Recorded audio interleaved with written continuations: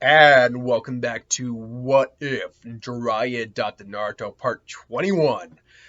This is officially the largest parts, or the longest running series I've ever done on the channel.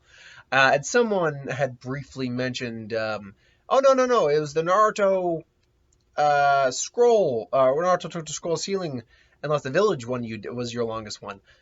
It's still your longest one. And I checked. I'm like, no, it's not. It's the Jiraiya one. The Naruto one's only around. The scroll ceiling one's only around 17 videos.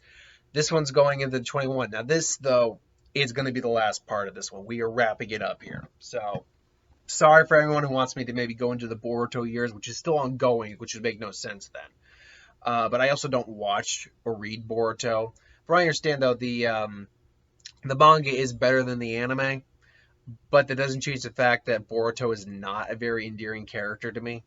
So I digress. Anyway, um, last time on Naruto, what if Jiraiya adopted Naruto, Sasuke, and everyone in the Leaf had joined the fight against the invading Edo Tensei army of the Akatsuki. Uh, and we left off with Naruto and Sasuke about to square off with Madara. Now, before we get to that actual fight, we need to kind of roll it back just a little bit. And what is going on with Edo Itachi? Well, I do think Edo Itachi would have met up with a Naruto clone. I think Killer Bee and a Naruto clone are with each other. And I do believe that he, frees himself, all that. And they deal with Nagato. And that Itachi goes just as he did in the initial story to deal with the Edo Tensei issue. And with except this time it's being done by Orochimaru, who has Kabuto there as well. Excuse me. Ooh. Crusties in the eyes. So it's like, why are you sharing that? Sorry, I thought we were buddies here. Could share my eye crusties with you. Uh, so now, what goes down in that fight? See, what happens in that fight does differ slightly because initially it was 1-on-1, Kabuto, 1-on-1, 1-on-2, but Itachi versus Kabuto. And Kabuto had Sage Mode. Orochimaru, as far as we know, doesn't have. I mean, we know Orochimaru can use some level of natural chakra. It's how he. I know a little bit about like Boruto. Mizuki has his Sage Mode. I think that's probably where that pink pigment around his eyes come. No, he had that beforehand, so there's no way he would. That's not where it comes from. But it's like that's where the curse mark comes from. It comes from Jungo, who can naturally do it, absorb nature chakra. Orochimaru doesn't have Sage Mode, so he doesn't have the protection that mode allowed him. Plus, he doesn't have. He's not. Granted, he's still tricky, but he couldn't beat Itachi then. I doubt he could beat Itachi now. He's immortal and free of Orochimaru's control. So while it would be difficult, I'm sure Kabuto would, cut and try to throw his 2 cents in. I bet Itachi would probably just, Amaterasu him, and he's trying to heal, cut off his arm, stuff like that, and then Itachi maybe just kills Kabuto. I do think it ultimately ends the same way with Itachi releasing the Edo Tensei. Now, cut back over to Naruto, Sasuke, and the United Shinobi Forces fighting Madara. Things are a little different at the moment. It's because you have both Naruto there with a full control of Sage Mode and Kyuubi Mode, and the Kurama's Biju Mode, and Sasuke, who now has an Eternal Mangekyo Sharingan because they did decide to implant prior to the war the Itachi's eyes into Sasuke. So basically, you get Madara, and Madara's looking and is like, I see, you also have the Mangekyo. No, you have what I have. You've done what only one other, myself, has done. The Eternal Mangekyo. Then that makes you worthy, boy. Worthy of the Uchiha name. And he just puts his hand together. And worthy to die. And just all of a sudden, the giant asteroids that he throws come down. Naruto's like, oh, crap. And even Sasuke's like, crud. And then basically he goes full Susanoo. He goes Biju mode, and they basically break through there. But now you get the perfect Susanoo of Madara. And, they go toe-to-toe. He tries to wrap the fox, and the fox tries to grab him, or Biju Naruto tries to grab him. He's just got the other arm. He just slashes Naruto down, but then he tries to basically steal the Kurama's chakra. I'm guessing he can probably try to do that. And Sasuke just comes in and says, nope, and then has to get out of the way. And, they're duking it back and forth. Meanwhile, Obito has created his own six paths out of the former Jinchuriki. And is basically, uh, is basically trying to, find Naruto. He gets a clone. I think he and Killer B go up against him. I do think B loses that fight, unfortunately, because it's only a Naruto clone that can't last forever, whereas initially it was the real Naruto. So, again, forgive it. New camera, so you're going to have to forgive the lag a little bit. It will correct itself eventually. Yeah, making sure that everything's kind of synced up. Okay, it seems right. It seems good right now. So I do think B actually loses that fight eventually. I think he does his best, but ultimately he was in trouble in that fight before Kurama really decided to, you stop being a dick. And yeah, I think they do steal Killer B, and they steal the Eight Tails, and then Obito shows up with Madara, and they basically says, "All right, if you will not come willingly, then we'll just take you by force." And then basically he becomes Six Paths Obito, and everyone's just like, "Oh crap!" Now remember, the location is different here. It is still that desert area. Now all the Edo Tensei's have essentially been released, fortunately, but the point remains that now you have Sage Naruto or Sage Obito there. And Naruto goes into Sage mode as Sasuke, using his techniques, and that whole scenario goes the same. And as Madara is just, as him and Madara him and Madara go toe to toe with them. Plus, and he takes all the Biju chakra before, and I imagine Naruto would have those moments with the Bijus, because I'm sure he would try to attack him with the Bijus first, so he has the moment to get all their chakra, and then they're good to go. Then you get Sasuke and Naruto basically doing that whole Susanoo cloaked cube before him. It's like, yeah, badass, and they just go toe to toe. Ultimately, they do put Obito down, but they still have to deal with Madara, and Madara had to focus on not having his soul released from the Edo Tensei, so you end up. Here's where it gets kind of convoluted. And this is where, when doing the Naruto what ifs, it's always the hardest part. Is like, what happens in this cavalcade of a mess of a war? Because that last arc was a bit of a mess. Great, and like the Naruto versus Sasuke final fight was, just, we'd been waiting for it. And it was everything we wanted plus more.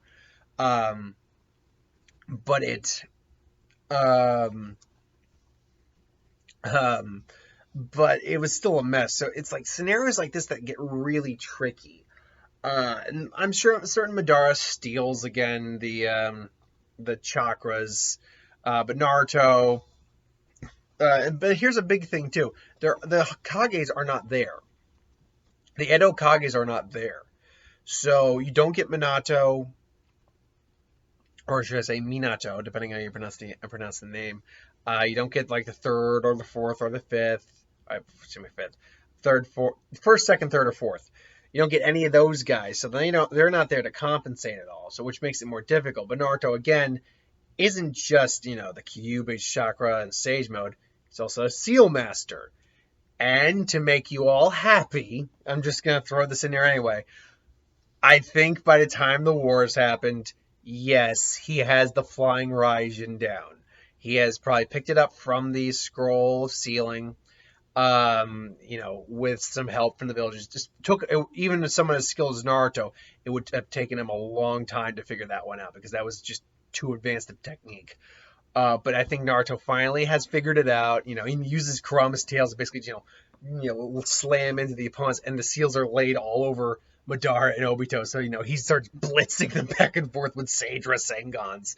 And then, Sasuke is combining, let's say, Amaterasu with Sage Enhanced Wind Chakra to basically create Sage Enhanced, Blazing Style, Zero Arrow, whatever the attack was, and basically just blast them. And they are seriously, Obito is near death. Madara, turns into Sage mode that time, steals the eye, basically tries to do the ultimate Tsukuyomi, but they're fighting him on that, and The question is, would Sasuke and Naruto actually activate their Sage abilities?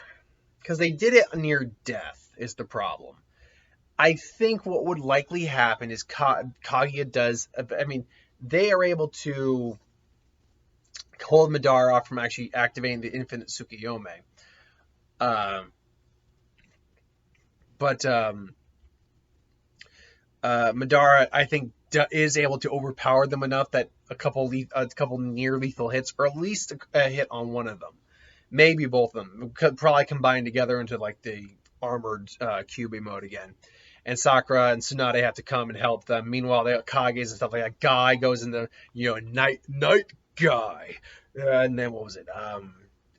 Midnight elephant, midnight dragon, or moth, or something like that. Point being, he literally almost kills Madara there, and then they come back stronger than ever with their Sage modes, or their Six Paths modes, and their Rinnegan, all that stuff.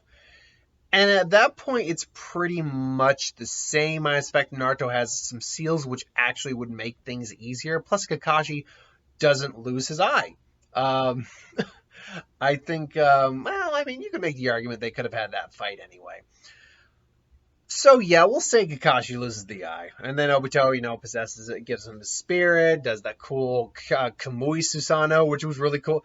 Man, wouldn't it have been awesome if Kakashi could have at least kept Susanoo? That would have been pretty awesome.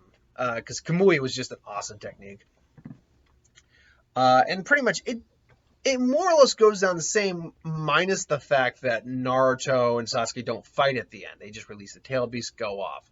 So how does the series ultimately end? We'll at least go into the the epilogue chapter of Boruto. Sasuke, really, the two big changes are Naruto married Ino instead. I still imagine they'd have two kids. They're both blondes, obviously. And one looks more like the daughter probably looks more like a younger Ino, and Boruto still looks like Boruto because there's no reason he wouldn't, honestly. Except he doesn't have the Jogan, because he doesn't have Hyuga blood. But both them still have whiskers like their dad. And then Hinata and Haku would probably have at least one kid.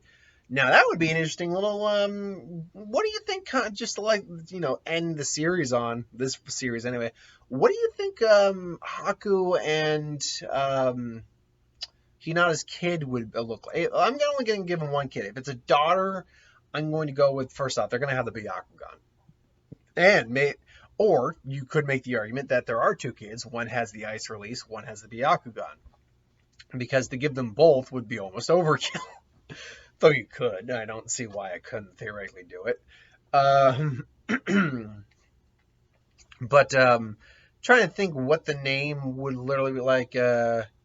Yukihime? Yukihime? Oh, well, you know what? Why not just go with Yukina from Yu Yu Hakusho? That's a nice name. And it's ice, so it makes sense with Haku. The sun would be... what would be... Rihoi? Try to combine like ice and dragon together. Hyorin Moru, so Hyorin? Go with Hyorin. Actually, Hyorin's not a bad name. It's shortened for Hyorin Moru, which is the ice Zanbakuto of the 10th Division Captain in Bleach. In terms of what their appearance would be, I think the daughter would probably... I'm going to actually put the daughter as the older daughter, too. Just, change things up. I think the daughter would have something akin, because Hinata's hairstyle is a bit more, it verges on a bit of the like a midnight blue almost. It's not black, I know that. It looks kind of black, but it actually has a bit of a hue to it. Let's see, Hinata Hyuga, 1 second. Let's see. Yeah, there's definitely some blue in there. But Haku